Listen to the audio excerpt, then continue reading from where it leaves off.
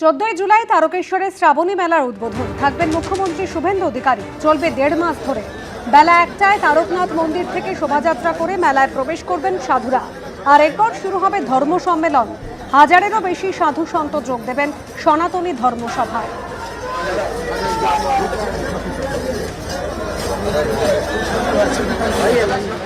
মুখ্যমন্ত্রী শ্রীযুক্ত শুভেন্দু অধিকারী মহোদয় এই মেলার শুভ উদ্বোধন করবেন।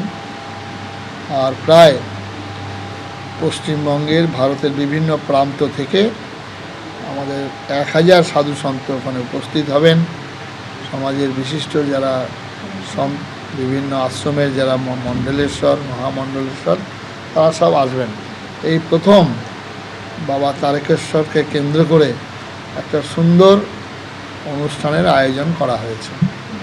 আমরা সমস্ত শ্রেণীর মানুষকে এই অনুষ্ঠানে যোগদানের জন্য সাদর আমন্ত্রণ জানাচ্ছি।